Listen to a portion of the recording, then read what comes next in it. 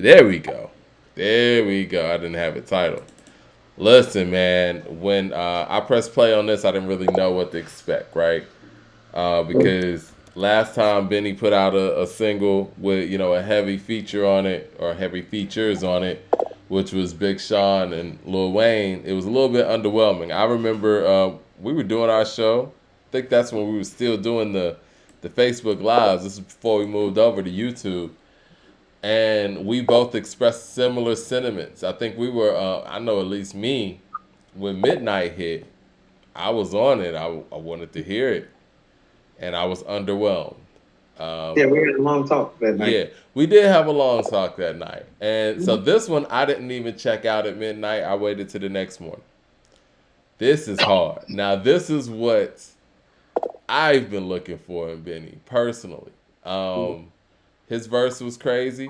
You know what I'm saying? He did his thing, and Cole did his thing, and the track was that it was hard. It was where I wanted it to be as a fan, and it makes me excited about Tana Talk 4. What was your reaction to the song after hearing it? My sentiments are similar to yours. I was highly impressed. I was immediately saying to myself, early in the year, obviously only 28 days in, best hip hop song I've heard this year so far. One thing I want to note about what Benny did on the song, Benny did a lot of the things on this record that made you fall in love with him to begin with, because Right. he's somebody who's very talented, so he can do an array of things on the mic. The wordplay on here is unique, distinctive, and at a high level, but he can do all of those things consistently. And so I saw an uppage in the wordplay from him that I've been hearing recently more than anything else, because my immediate thought was lyrically, that's his stronger, if not better than anything that he spit last year that I heard. I agree. And it's something about this song that's a lot more full and more satisfying than the previous effort from last year. And I'm not even talking about Burden of Proof, the one he did with what's his name? Very fraud, plugs Yeah, too. Harry Fraud, Plugs 2. It was Plugs 2, yeah. I mean, Plugs 2 was good, but again, it was something that felt like it was missing. People in the chat are saying J. Cole over Kendrick. J. Cole's top, 15, I think I saw in the chat. Listen, man, we're going to get to talking about J. Cole. I want to give J. Cole his props. And we're going to talk extensively about J. Cole in a minute in the show in another segment because, he's celebrating a birthday today as well as Rakim and Rick Ross. But what I will say about J. Cole, man, I want to somewhat apologize to some of the J. Cole fans out there. He he might not, and we're going to talk about this too. He might not have the home runs when it comes to songs, but his consistency and his willingness to go out there and rap and spread love throughout the rap game. I mean, he was just on the Wale record, what I'm saying, doing his thing.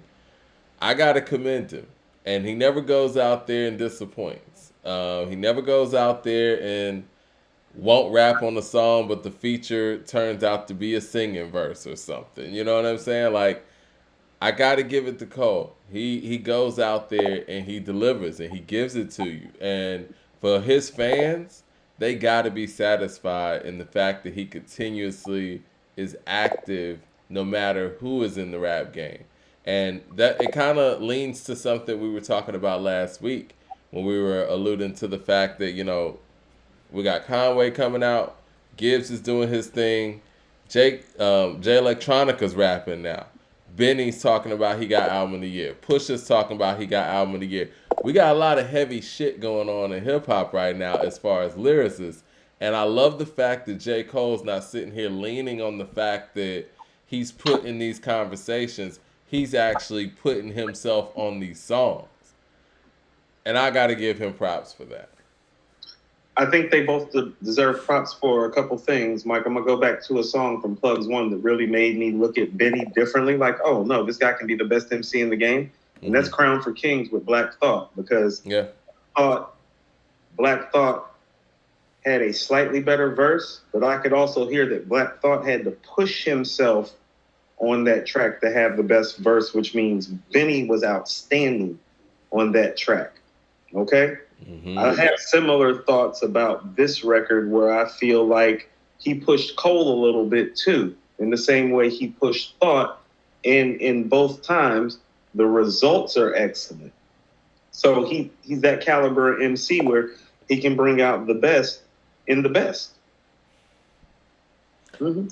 And you know what? And even outside of that, and we've been giving Griselda props for that anyway. I think that somebody in one of the comment sections of one of our previous videos kind of misinterpret what I was saying. I think we were talking about Magic, and we were talking about how reinvigorated a lot of guys are because of this momentum of what Griselda has going on. We know that Nas inspired them, but what's happening with Griselda is they're reinvigorating the guys that inspired them, and it's showing. I mean, even all the way down to what Jadakiss did at that Versus last year, man, it was like, we talking about rapping now. We're talking about bars, and no beat's gonna disguise that. And a lot of the guys who come from that era, they're not out. They know that it's okay now to make some hardcore stuff, and there's a fan base that's going to go out there and appreciate it on a wide level. And I think Griselda has really hammered that home. And I think that, like you said, what comes with that is you get the best out of people when you're on the record with them. I mean, that same thing happened on the Russ album, where Conway was on the record with Ghostface, and we got a really dope Ghostface verse out of it. It's a beautiful thing to see that these guys are applying pressure on the mic to all different generations. You're not going to get lax on a record with Benny or Conway. And with Westside, that it's a time to shine because the production and everything's going to be immaculate. Similar to a Rick Ross type of feature. Like if you're on a Rick Ross song, you're going to do your thing because everything's in place. I think Game's one of those people too. That people, and we talked about last episode about how Game kind of gets overlooked because whenever he has features, they seem to do, either overshadow him and do just as well or whatever, whether he's coming with bars or not. But I think that that's because he applies pressure too. Like you said, he's a momentum rapper.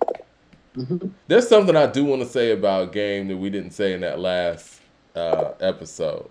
But I guess we can finish talking about Benny first, because I want to go off into that about some of the things that are overlooked with Game. Okay. So, where are we going? Are we going? Well, where I want to go here is, what do we expect from Tana Talks 4? Because if this right here is, a first look into what that's going to be, which in my opinion, it's probably dropping next Friday, right? Last time Benny dropped a single, the whole album came the following week.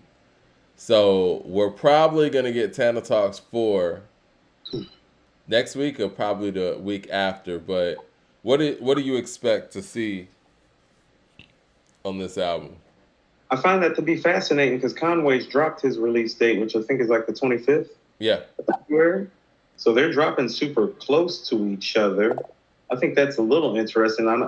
So I don't know when it exactly is dropping, but I just have a feeling, especially with the different type of momentum and push that kind of Benny has, I think it may have a chance of actually dropping after. I think they may want to. Yeah, I think they may want to throw another record out and see how that bubbles for Benny as well. I think this is probably a record that's more for his core audience. There might be another song that we're going to get in the next couple of weeks. That's kind of maybe like check the temperature in the room a little bit and then drop a release date on the project. You don't think that it would be a powerful statement to drop 2 albums in the same month? Meaning, obviously Benny dropped at the beginning of February and Conway dropped at the end of February? I mean, okay, so we haven't heard a release single from one, but we have a release date. We've heard a record from the other, and we don't have a release date. Exactly. So I really don't know what to make of it, because it's kind of murky right now. So I'm just kind of projecting what I think is going to occur, just because we don't have a release date. and this is one of those albums that may be like really important for Benny because of his core fans and how we feel about Tana Talk. Like I told you, Mike, I was like, it sounds in line with Tana Talk 3, which is just what I wanted to hear. You know who needs to be on Tana Talk 4? Jay-Z. Jay-Z needs to be on this album. Oh, really? You think so? I think so. I think that the features. Now, hold on. Go ahead. Mike, what I'm going to quibble with you about that is like, now you heard how dope Cole sounded. Mm-hmm. You heard how Benny sounded. Yeah. But you heard how Jay sounded on his verses last year. I know. He's going to have to redeem that. This is the perfect opportunity to do that. Okay. I think it's right in the lane where, you know, because he's I don't know if we covered this on the show, if this was offline, but I know we were asking, like, what is the deeper meaning of Jay talking about Volume 1 again? Because he's never really highlighted that album at all. And I was reading in the comments section, because we read you guys' comments. Y'all have a lot of great insight.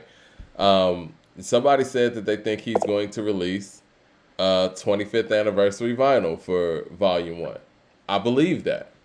And I believe that that's why the talk of Volume 1 is coming around again, where we're adding value to Volume 1, you know, because they see people like us talking about it. You talk about Volume 1 a lot.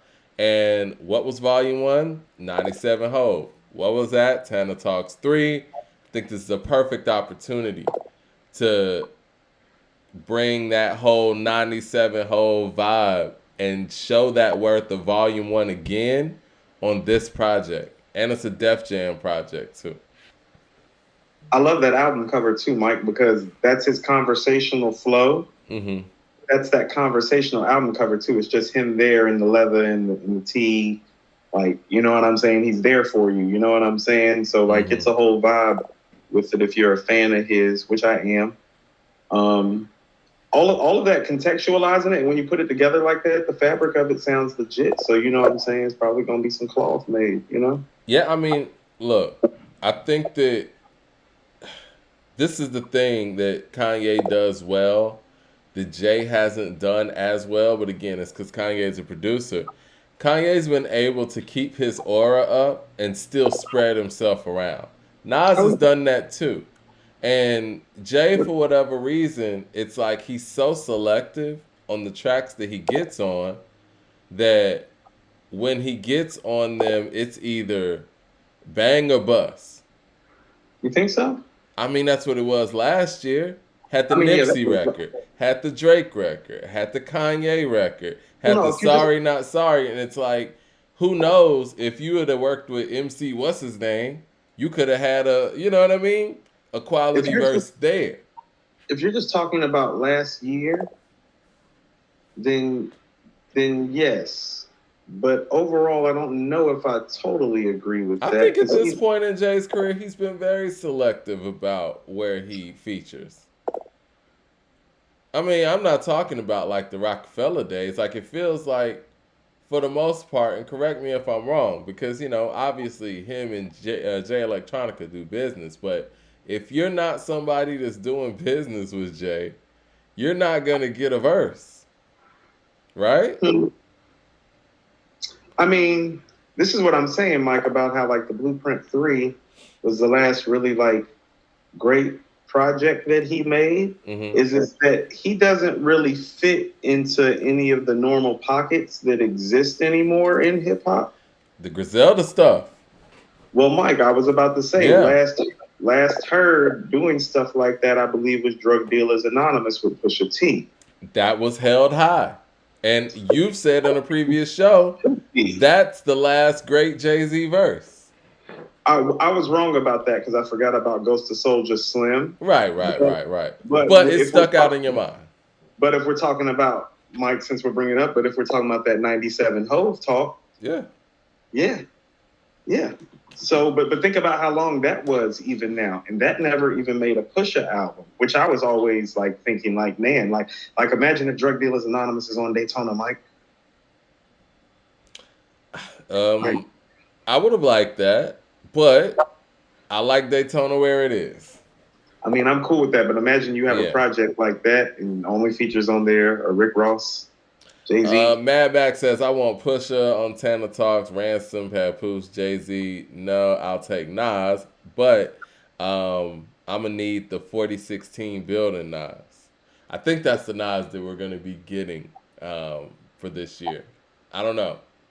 I think Magic Nas is the Nas that we're going to be getting on features if, we see some features throughout this year.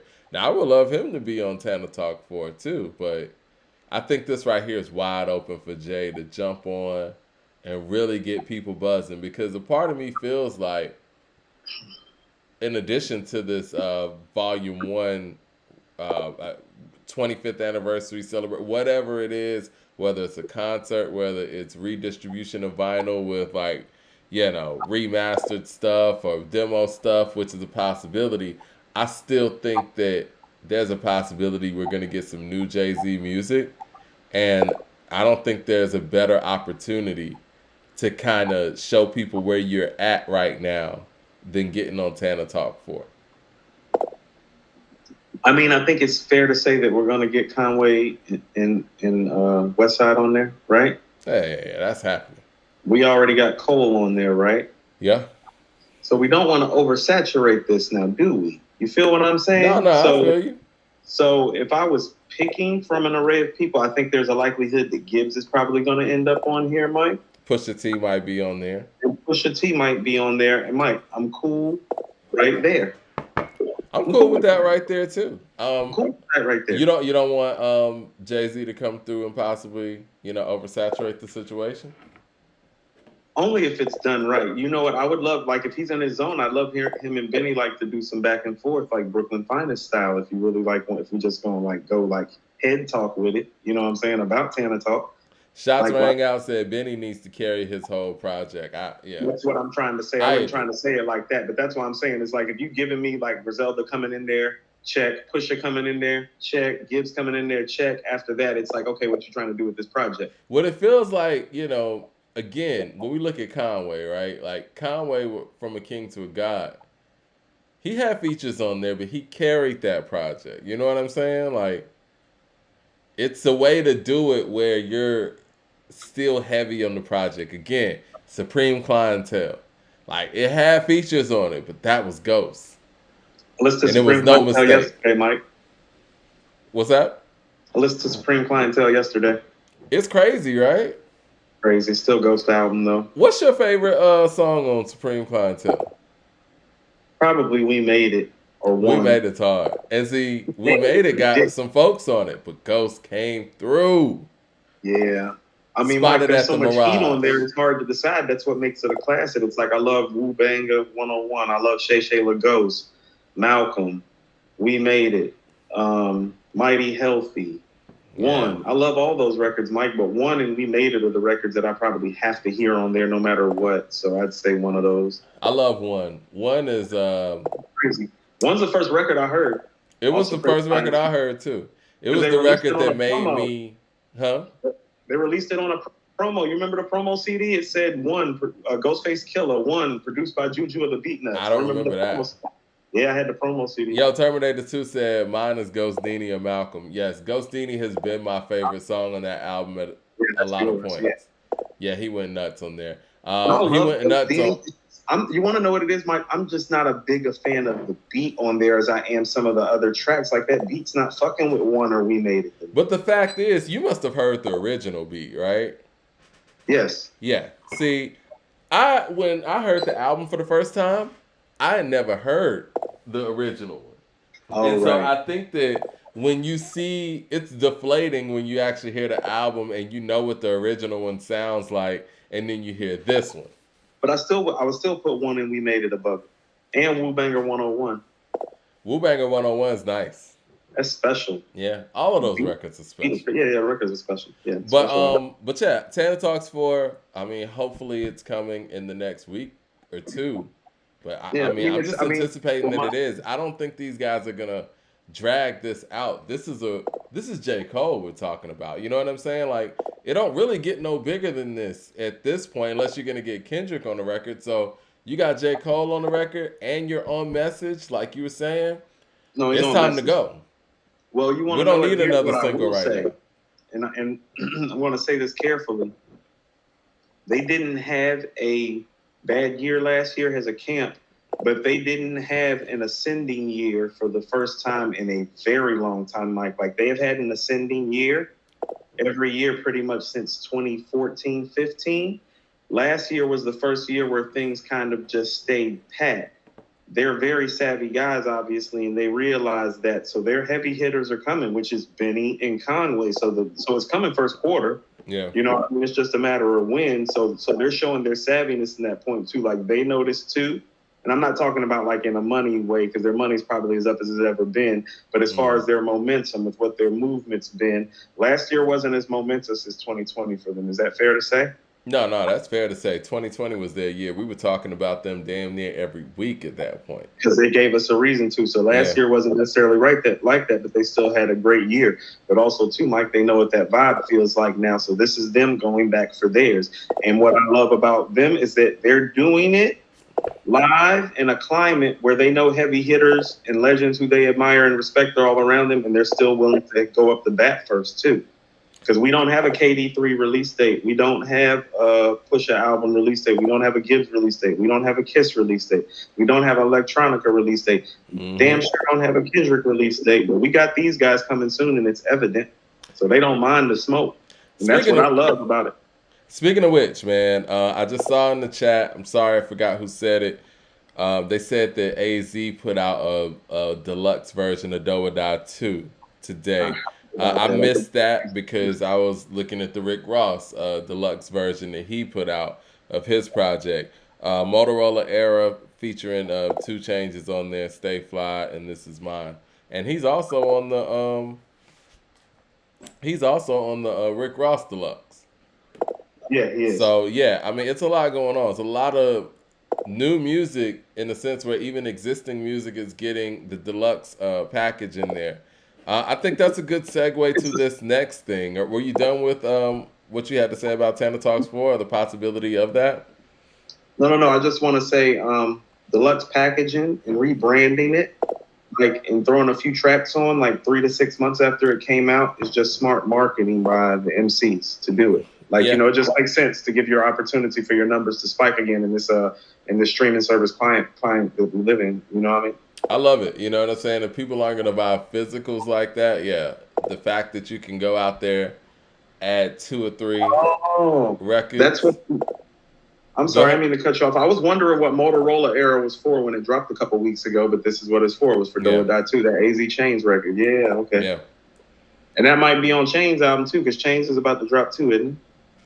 He is. I think Chainz is probably dropping next week. We don't have an actual date, but the fact that did he say that? Did he say that? Let's see.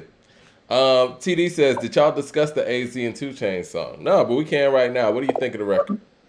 It's dope. What do you think? No, I think it's dope. I think that it's interesting that, you know. Who do you think got off? A lot of people saying Chainz got off. Chainz always gets off, man. You know how I feel about Chainz. I don't see let's see, do we get a release date here? Nah, he hasn't said yet. Thing is, man, Chainz is a lyricist.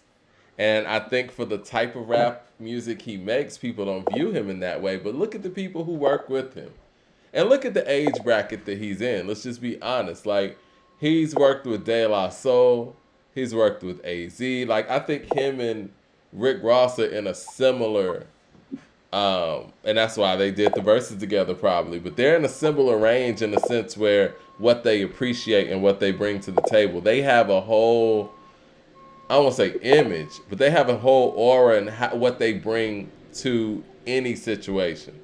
So whether that's them featured on something or whether people are being featured on their record, they create they create a climate. They create a culture within themselves when people work with them and when they work with others. And I think that it's deeper than a sound. It's deeper than all of that. Because you know what you're going to get if you're working with Rick Ross or Rick Ross is working with you. You know what I mean?